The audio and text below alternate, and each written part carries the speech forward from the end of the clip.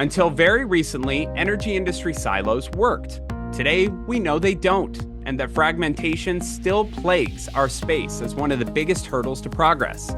Before we can even begin to talk about a smarter, flexible grid, we have to understand the big picture, step outside our bubbles, and experience the varying demands at different points on the grid. Few leaders have had more cross-cutting impact on energy markets and power systems operations than Audrey Zibelman, chair of the board at Landis+Gyr. From her leadership of the Australian energy market operator to guiding Alphabet's Moonshot Energy Innovation Incubator, Zibelman has spent her career bridging technology, regulation, and system operations. I'm John Engel. In this episode of Critical Path, Zibelman shares her vision for Landis+Gyr, a global giant in advanced metering and grid edge intelligence, and how a unique partnership with OATI's DERMS platform is linking meters to operations and markets.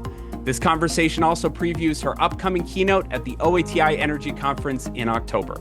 Here's Audrey Zibelman. Audrey Zibelman, thanks so much for joining me, and really excited to have you at the upcoming OATI Energy Conference. It's great to see you. Great to see you, John. You know, we were talking a little bit before we started recording. I think I'm excited to talk to you and really hear your comments at the event because few leaders in our space have worked in each of the pockets that we know kind of fragment how we plan, how we operate as an energy industry. And we all have collectively bemoaned the silos that plague this industry for, I mean, before my time in this space, but I'm assuming decades. You've got this really unique experience from the market side and the regulator capacity now as chair of the board for Landis+Gyr, can really speak to all of these different challenges. So take me through how that shapes your view on all the different topics that we're going to unpack here, but that face the energy industry. Having worked in the utility capacity, served as regulator, you've been in the startup space, now with Landis. How do you collectively mold that experience to think about where we're headed? Besides feeling a bit schizophrenic every once in a while. Yeah. I So can only look, imagine. interesting enough, I started my career at Excel before it was Excel, when it was Northern States Power Company. And it was a vertically integrated utility. So we did everything. It was before markets. We were a generator, transmission company, gas and electric distributor. There was no such thing as retail competition. And so you grow up that way and you realize the power system itself is just a system. And so it resonates with me. And when people talk about the power system as the world's largest single machine, it really is. And so if you understand it that way, and you also understand it from the consumer perspective, it's hard to actually think about it as silos because it all has to work together. And what's happened with technology is you've seen an emphasis of changes of the types of technologies that can provide value. But the system is fundamentally remains a single system that everyone depends upon. And so consequently, I think it's impossible for me to think about it in a siloed way. I can only think about it in terms of what the main product is, which is obviously developing and delivering energy, and doing it at a price that remains affordable because you simply cannot run an economy without affordable energy. So that becomes the easy issue, and then the question is, how do you do it well? And the definition of well changes as technology changes. Yeah. And so the bureaucracy within the utility environment can be challenging. It can be challenging to innovate, and we know there are a lot of really smart people working at utilities who want to do more. And we also know that at many of the larger utilities, the distribution side and the transmission side don't know each other. They're in separate buildings. They don't talk to each other. It's a challenge. And so much good came out of deregulation and retail competition and bringing in these new players and the startups you've supported over the years. What would be your advice to our audience, to the folks who will end up at the energy conference, to break out of their maybe singular mindset and to think about the bigger picture and to, get out of that bubble? How do you do it?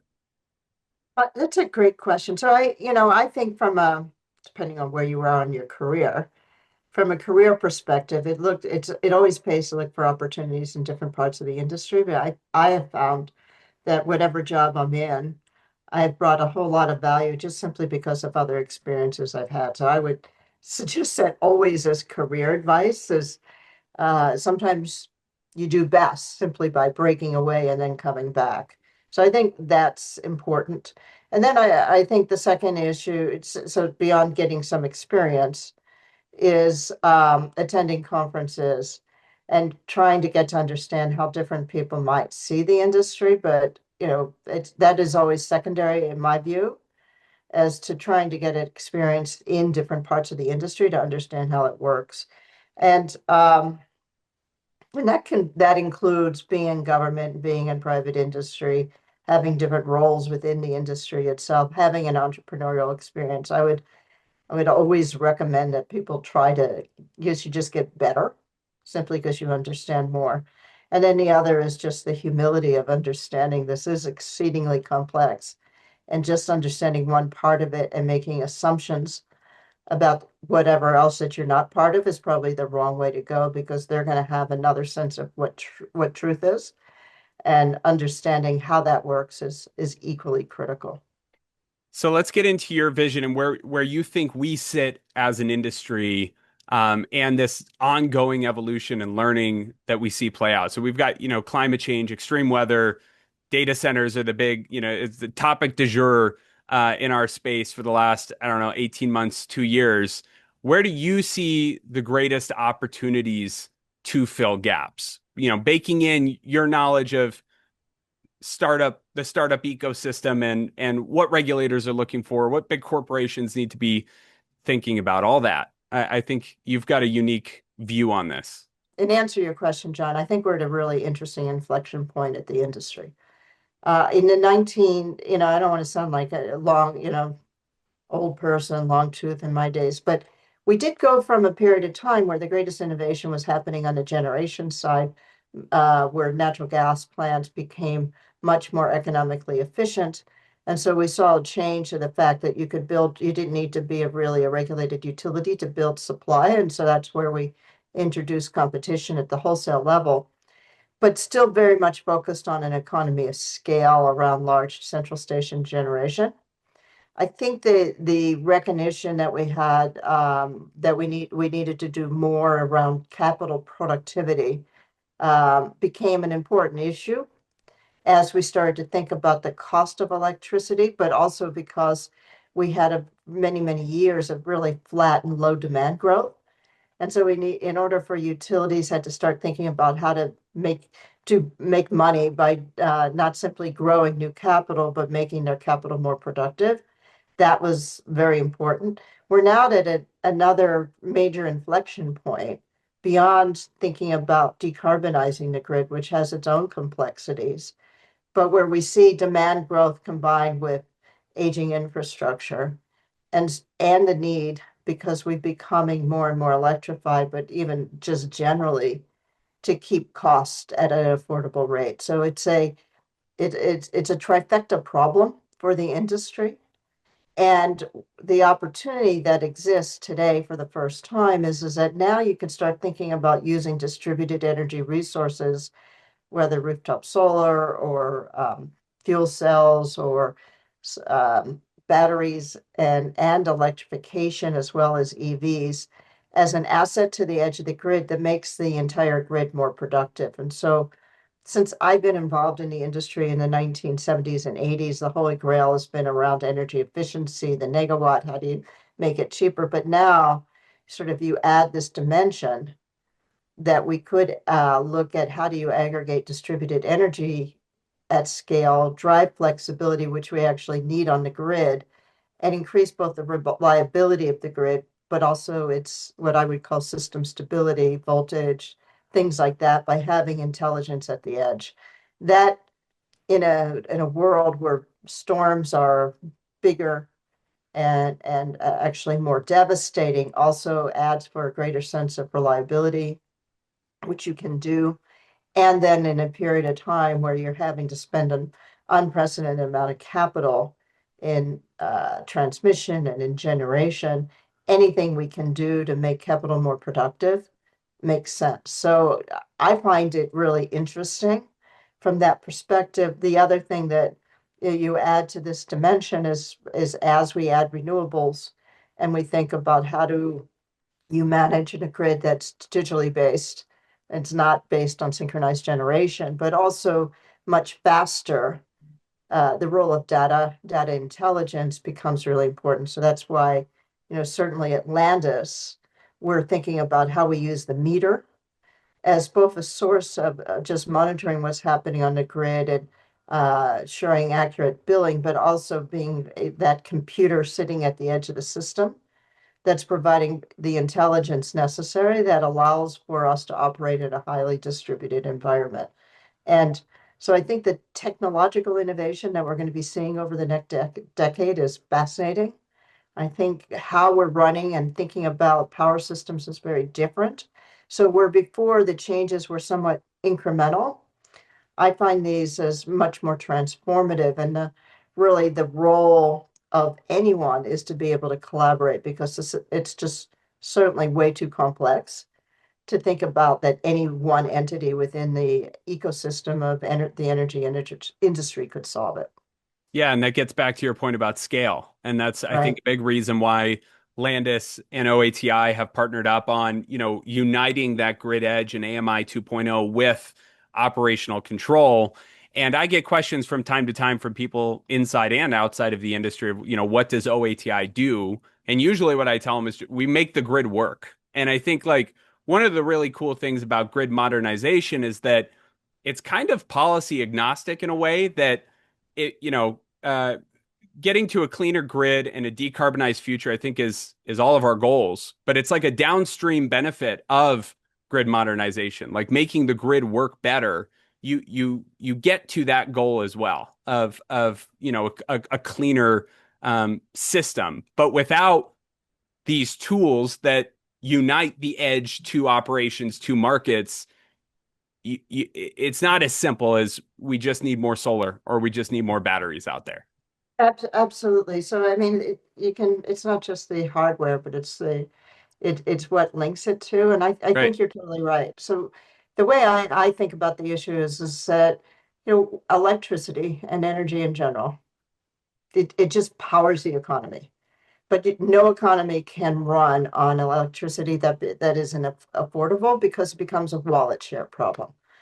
The energy industry that was we as we designed it was designed to be necessarily inefficient because demand was considered to be highly inelastic. It wasn't responsive to price or signals, and we enjoy as a society an all you can eat mentality, which means we want 24/7 power.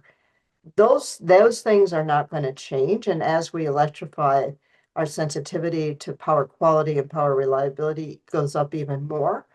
So what Landis and NOATI are doing together is saying, well, one great value we can have on the system is to actually allow for demand to be much more elastic, but not in a way that disrupts how people use electricity, but take advantage of the fact that there may be excess capability in the system or even in the home that from a personal standpoint you may not pay attention anymore at all, that the fact that your battery is now supplying energy, but it helps make the grid more productive. So I think that, but that's not going to happen just because people invest in rooftop solar and batteries. It's going to Right. happen if you can orchestrate it, which is a type of big problem. And that's the way I think of OATI, is always solving the biggest problems and doing it really well that we're looking to solve together. And I find it very exciting and to me very critical, regardless of whether you do it because of decarbonization or you do it because you care that the electricity grid is as cheap as it can be and is also reliable. And I think there's real ethos alignment too between Landis and OATI, and this isn't even meant to be an infomercial, but I think, we pride ourselves on being those kind of practical doers that see a problem and go fix it. and then, bring it to market and make sure it works. That's a big message that we're pushing this year is that, our tools work and that grid operators, utilities, whoever, asset managers, they need these things to work all the time.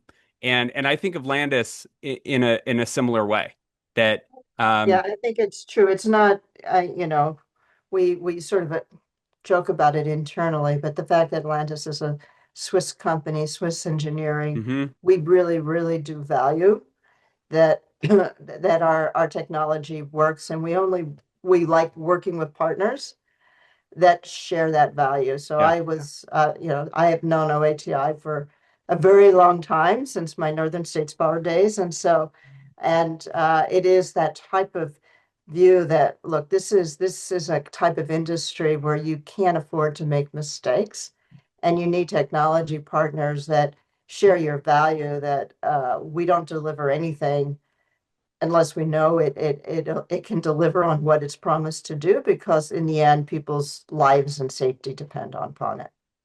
Well, we're really excited to hear your comments at the OATI Energy Conference in Las Vegas in October. You'll be part of the keynote lineup, and then after that, we will continue our conversation in this kind of one-on-one environment, in an extended interview that'll have some audience Q&A. So that should all be really fun. Last thought here. To lean into the name of this show, Critical Path. If you had that magic wand and you could define, one big action to take to address some of these challenges that we know we have today, what would that critical path for the grid be in your view? Where, what's that big investment or that real, shift in thinking that you think we need? That's a great question. So, in the 1930s, Just to go Roosevelt back a little developed bit. he developed a policy, because what we were seeing is that investor-owned utilities could not make a business case about investing in rural areas because of the lack of density. And so he created the Rural Electrification Program to ensure there was universal access for electricity. And it was generally recognized from the 20s and 30s on that everybody should have access to electricity. It is that nature of a public good. I think, we think forward to this century, where we're headed, the ability to have access to flexible electrification, including distributed energy resources where it makes sense, seems to me and also a universal issue. We can't have a situation that only certain people can access it, can use it, and others aren't. So I think if we think about this mindset that needs to shift, where before we thought that the most economically efficient thing we could do for the power grid is to build central station power plants. Now we have an opportunity to use distributed energy resources to provide that kind of that independence from the grid, but not independence in the sense that you're not using the grid, but you can use it in such a way that it becomes highly productive. And once we recognize that the public good can be served by a highly distributed energy system, then I think we can start shifting our policies and practices to recognize that our job, for those of us in the industry, is how do you deliver that good in a way that's equitable and affordable for everybody. And to me, the critical path is to not think about distributed energy as a problem anymore, Hmm. but as an asset that we should use to the advantage of basically the greater good. Well said. Audrey Zibelman, we'll see you in October, and thanks so much for joining me. Thank you. See you then.